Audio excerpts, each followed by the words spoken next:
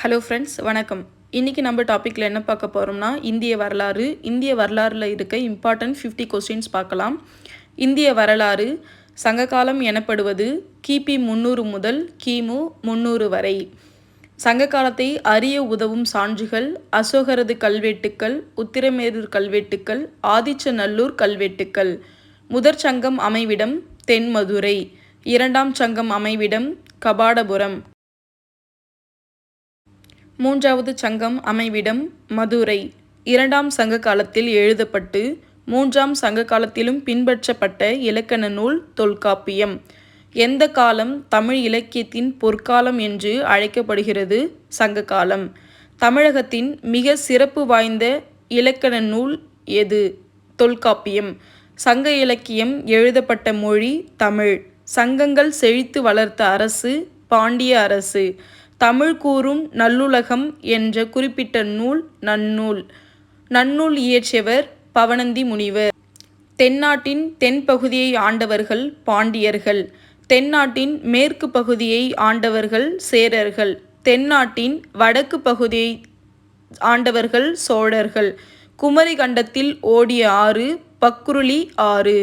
சங்க காலத்தை ஆதரித்து போற்றியவர்கள் பாண்டியர்கள். சங்ககாலம் என்ற பெயர் எதனால் வந்தது? ஒரு புகழ்பெற்ற தமிழ் இலக்கியத்தினால்.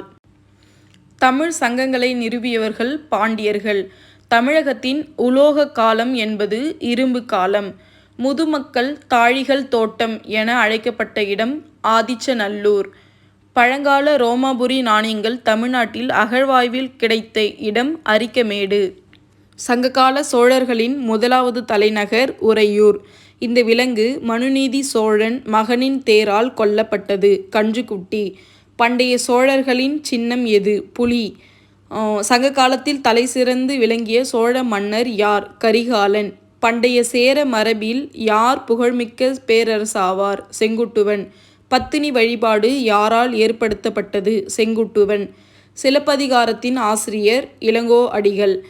ஆரிய படை கடந்த நெடுஞ்செழியனின் வம்சப்பெயர் பாண்டிய வம்சம். கூடல் நகரம் என்று அழைக்கப்படுவது மதுரை. கபிலர் எழுதிய நூல் குறிஞ்சிப்பாட்டு. சேலம் நகரானது டேஷ் என்று அழைக்கப்படுகிறது. இரும்பு நகரம். குறிஞ்சி முருகன். முல்லை திருமால். மருதம் இந்திரன். நெய்தல் வருணன்.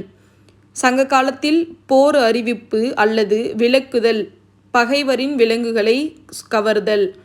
பண்டைய தமிழ் கோட்டையை சுற்றியிருந்து அகழிகளில் எந்த வகை விலங்கினம் பாதுகாப்புக்காக விடப்பட்டது? முதலை.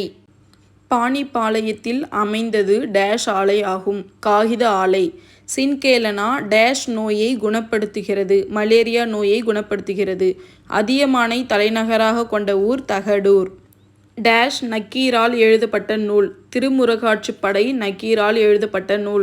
சங்க இலக்கியங்களில் பாடல்கள் பெரும்பாலும் டேஷ் பற்றி இருந்தன. காதல் மற்றும் போர்.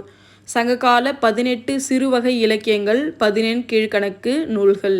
இளங்கோவடிகள் டேஷ் என்ற நூலை இயற்றினார். இளங்கோவடிகள் சிலப்பதிகாரம் என்ற நூலை இயற்றினார். பழங்கால ரோமாபுரி நாணயங்கள் தமிழ்நாட்டில் அகழ்வாராய்ச்சியில் கிடைத்த இடம் அரிக்கமேடு. சேர மன்னர்களை பற்றி கூறும் சங்க இலக்கியம் பதிற்றுப்பத்து. பட்டினப்பாலையில் புகழப்படும் மன்னர் கரிகாலர். சங்க நூல்களில் பாலை நிலத்துக்குரிய தெய்வத்தின் பெயர் கொற்றவை. அதியமானை தலைநகராக கொண்ட ஊர் தகடூர். குறிஞ்சி மலை. பாலை வறண்ட நிலம். முல்லை காடு. மருதம் விளைநிலம். நெய்தல் கடற்கரை. சங்க காலத்தில் வணங்கப்பட்ட தமிழ் கடவுள் முருகன்.